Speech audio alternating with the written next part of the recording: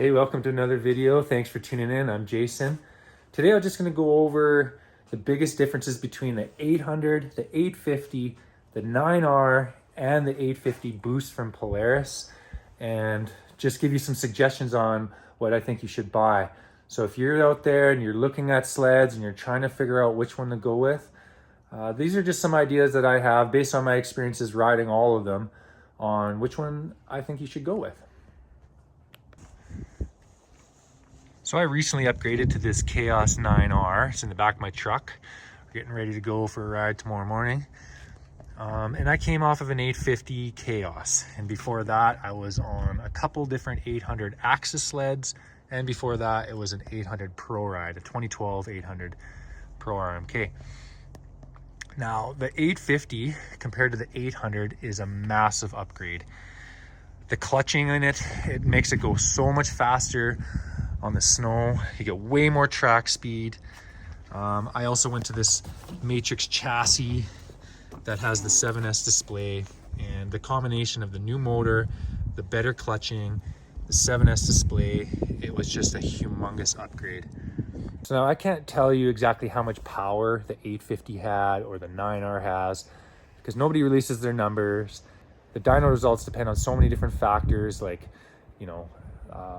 temperature and humidity, elevation, and so on. But what I can tell you from seat of the pants is I always thought that the old 800 in the Pro Ride chassis from 2011 to, 2015, I felt it was pretty underpowered. Compared to some of the sleds we were riding at the day, though, it was sufficient. It had the Series 5 track on it as well. So when you're upgrading, it's not just the motor, it's not just the power, it's the different chassis, different suspension, handling, but also the track design. When I upgraded to the Axys chassis, that was a 2016 800 HO, which had quite a bit more power and also had a lightweight crank that made it rev up a lot faster. Plus it also had the quick drive belt system. My 2012 had a chain drive. So all of those changes, the 800 HO, the Series 6 track, the quick drive belt, and plus it was quite a bit lighter weight. That upgrade from a Pro Ride to an Axys was absolutely massive, and I couldn't believe it. I was wheeling all over the place, going places I never thought I would ever go, and I just absolutely loved that. I had two of them, a 2016 and a 2018. After the 2018, I upgraded to the 2022 Khaos 850 in the Matrix chassis, just like this one here. It also had the 7S display, and it had the Series 8 track, which was a 2.75 lug. This one's a 325, but the 275 would be ½ inch smaller than that. Pretty much the same lug design. It has a lot of other similarities as this one too. And the biggest change I noticed was track speed.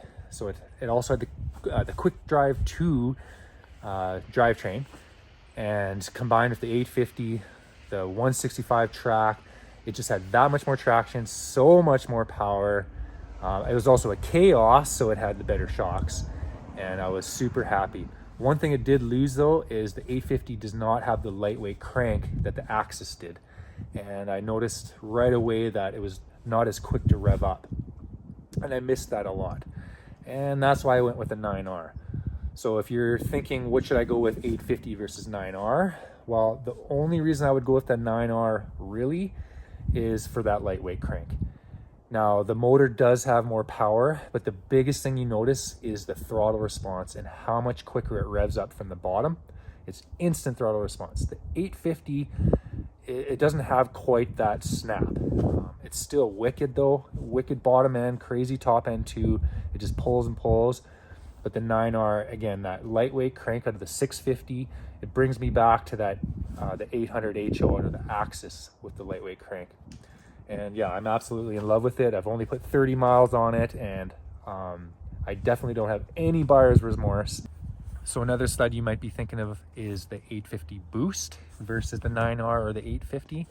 And so I've ridden two of them now in different snow conditions, whether it was spraying time and firmer or 3 feet of powder like last weekend up in Elkford. And the Boost really shines in that deeper snow. Both of them that I've ridden were the Pro model versus the Khaos. And I'm just a sucker for the Khaos.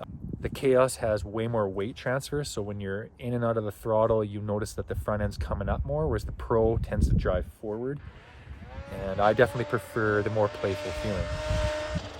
In a couple weeks, actually in 1 week, I'll be riding a Khaos 155 Boost, and I'll be making a video about that one too. Make sure you subscribe so you don't miss it. But if you are thinking Boost and you've never ridden one before, I would definitely be wanting to test drive one. So if you can find somebody that has one and ask to just go for a rip on it and see what you think. Some sleds, like the 850 Boost, you have to ride a few times and get used to the weight and the pull, like the arm pulling power. It can wear you out a little bit versus a much lighter sled like the 9R. With the 9R, I was instantly in love with it. Like right away, I just knew I had made the right choice. Versus the 2 Boosts I've ridden, I wasn't impressed right away with them. Once I got riding, you know, more open terrain where you're not worried about hitting trees and you can really let it loose, it is a lot of fun. So if that's kind of the terrain that you're in, where you have some wider terrain, like the trees aren't so close together, then the Boost might be the option for you. The turbo is mounted up here, and with the stock hand, you really do feel that weight on the front end. It is something you get used to, versus the Khaos 9R with the 155. It's just super light front end, easy steering. I rode hard on Saturday, it was Saturday last week, and I mean, I was a little bit tired, but I know that as soon as I get on the Boost, I have arm pump right away, and I just need to get stronger, I guess. So hopefully that helps. If you have any questions, put them in the comments below. I'm sure I missed something, but those are just my experiences, and I hope that gives you some food for thought, especially if you're thinking about purchasing a new sled. One other thing I'll say is you can find 850s right now at the dealer, brand new, marked down with other incentives right from dealers. Like they'll throw in some gear for you, or they'll give you some money off on the bags. Also, there's a ton of stuff on Marketplace right now for sale, gently used with 1,000 kilometers or less, and people are trying to get rid of them. So shop around. If you're having second thoughts about an 850, I mean, you can't really go wrong, especially if you're coming off of an 800 or maybe an older Arctic or Skidoo or something. It's been a while since you bought a new sled. That 850 is going to be pretty impressive. You're going to notice that track speed, and you're probably going to be really happy. The worst thing that could happen is, you know, you're not super impressed with it, and you just buy it and sell it, kind of like I did with my 850. I only lost a couple grand on it, maybe a few grand. And I went brand new with this one, but I definitely could have got a 23 9R for a lot less, and the difference would have been more reasonable. All right, that's it for today. See you next time.